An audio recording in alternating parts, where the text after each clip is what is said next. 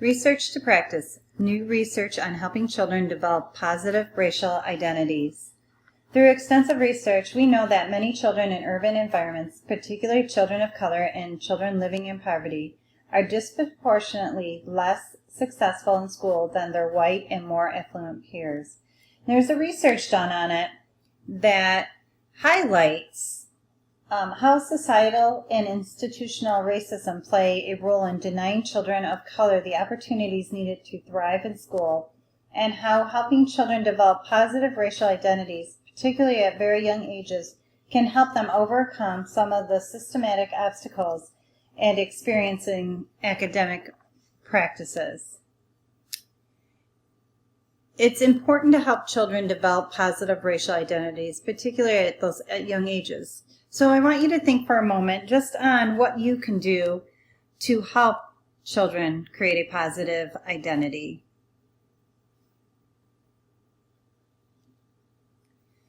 There's I guess if you will, a report, and it's called Disrupting the Cradle to Prison Pipeline.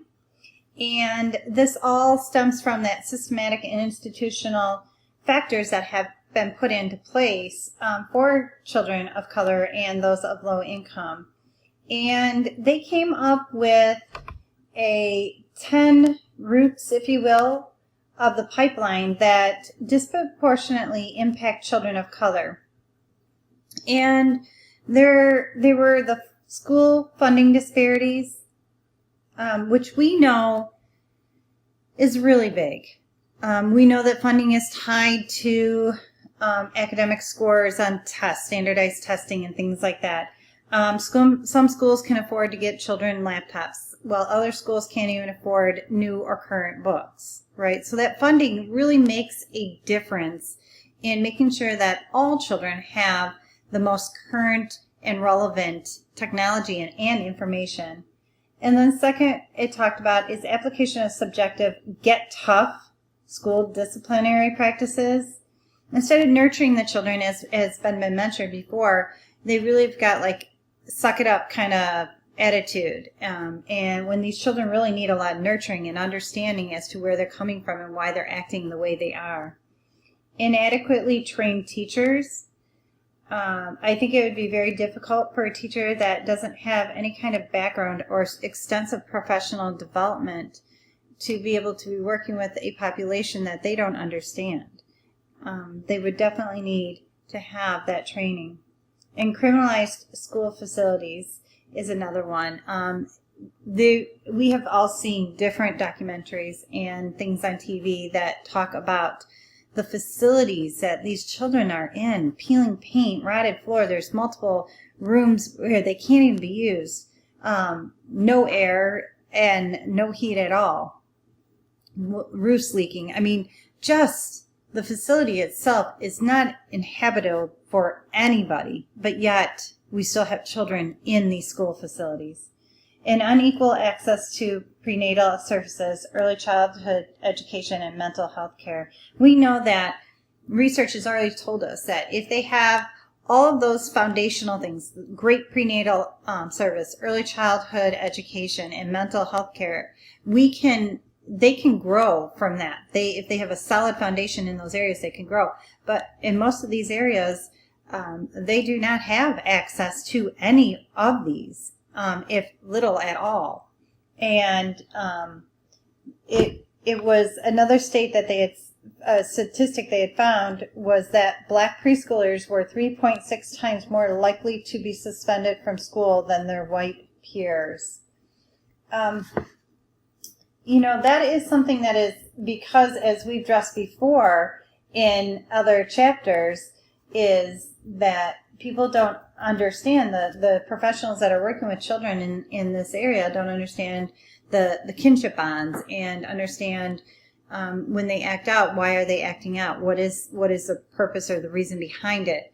And I think that's why those suspensions happen. We're not helping the population that we need to help. So what can you do? ask and answer questions. So I want you to think on each and every one of these questions, what you can do. How can I better understand the daily realities of the children I serve? The book talks about a context-neutral mindset fails to consider the dynamic range of children's needs that could be related to a number of external factors. You need to deepen your knowledge of the social political histories of your students, communities, and the people who make up those communities.